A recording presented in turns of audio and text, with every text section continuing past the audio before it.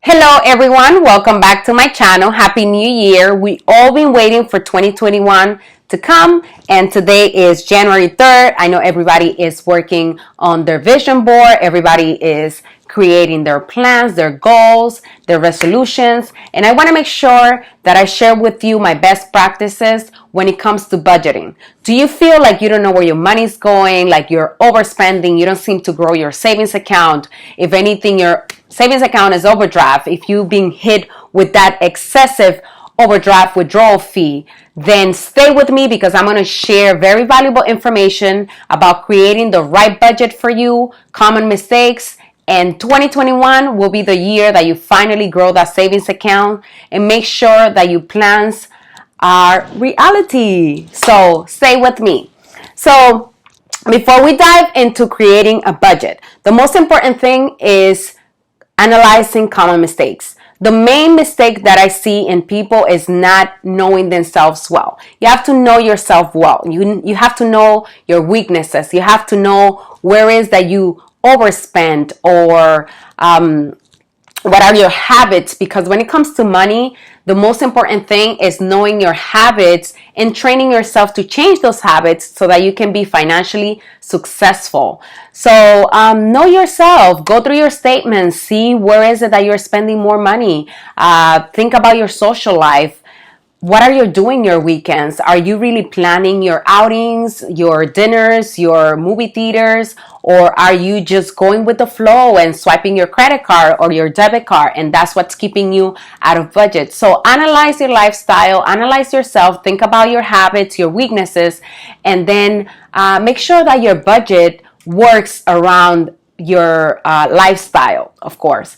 And then also, I see that a lot of people are not successful with budgeting because they don't account for the emergencies and the unexpected. Come on, guys, even if you're very spontaneous, even if you're someone that's very fixed, organized, just goes to work, comes home and watches Netflix, you still have those situations. You still have unexpected emergencies, and you have to make sure that your budget covers those situations when it happens so that you don't run out of your budget. You have to account for those.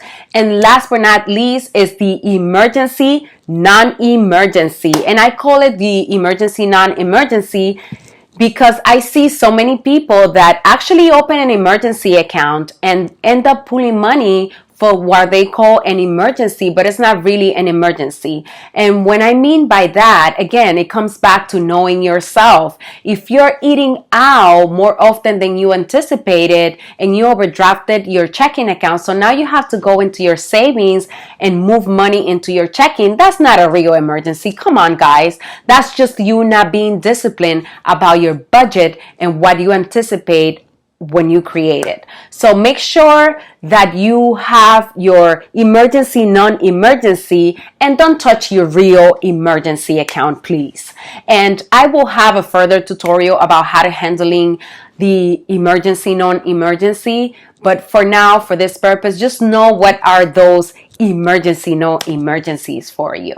So we so far review the 3 common mistakes. The first one being you have to make sure that you know yourself, your spending habits, your weaknesses. You have to make sure that you account for the unexpected emergencies and things that you really don't account for, but they could happen throughout the year. It could be the loss of a family member and you have to travel to a different state. You have to travel outside the country. Whatever it might be, make sure that you have a plan for the unexpected, and then control your emergency non-emergency. So we reviewed that so far, and now we are ready to dive into the goody good information, and that is creating your budget. So when you create a budget, what I personally do for myself, I divide my budget into 4 different groups. The first one being my fixed expenses, and that's like my rent, that's my Netflix. I think Netflix is going up, but it's still a fixed expense. My car payment, if you have a car payment, your life insurance, if you have one. So those things that are the same every month, then that's where you're going to list your fixed expenses. You're going to group them and list them in the fixed category.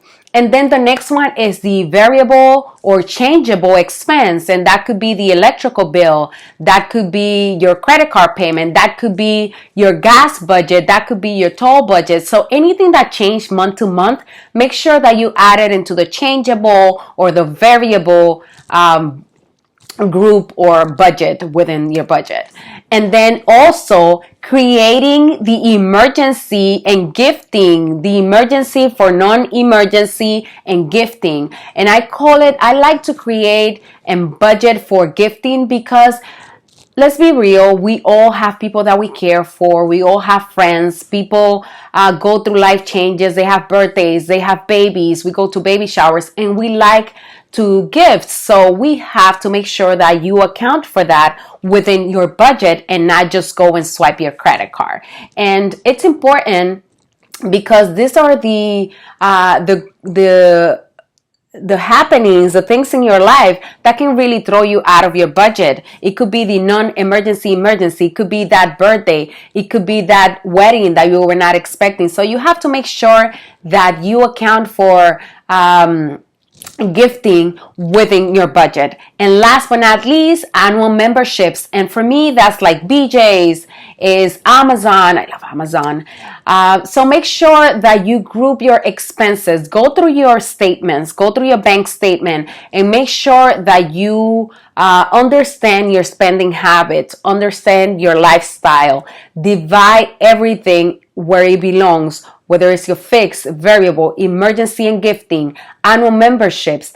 Add each group and then add all the groups together and understand how much are you spending every month and then how much money you're bringing in.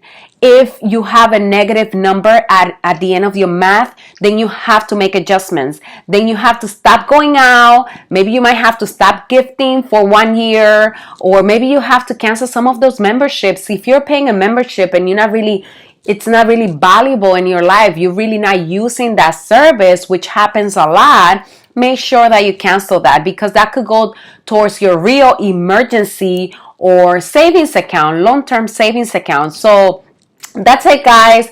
It's very simple. It's not hard at all, but you have to put in the work. You have to make sure that you go through your expenses. You have to make sure that you group everything and you have to budget. And the areas where I see people spending more money is usually food.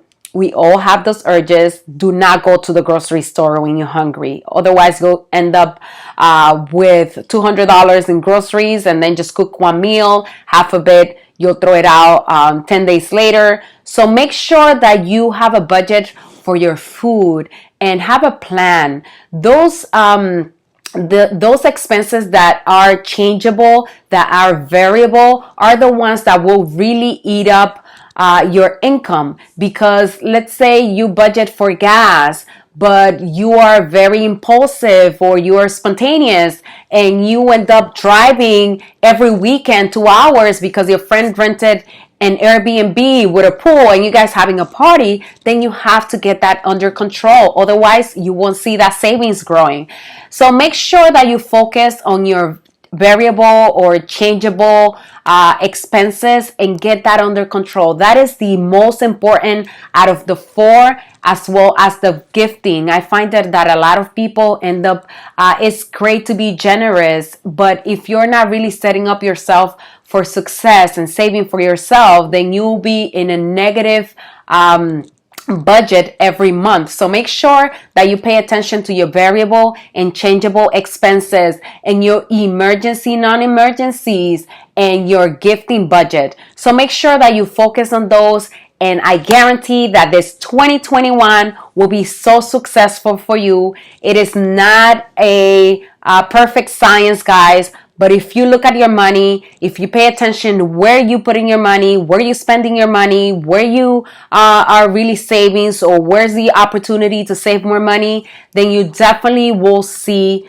an improvement this year in your budget. You'll see an improvement in your savings, and you can prepare for the long-term plans that you have. Remember that the present, you might sacrifice a little bit. You don't have to stop doing things, but just make sure that you organize yourself, your expenses, and later on it will be so much rewarding where you can enjoy your savings, take vacations, and not have to worry about paying that credit card because you went on a vacation and had to charge it on a credit card that's now charging you 20% interest.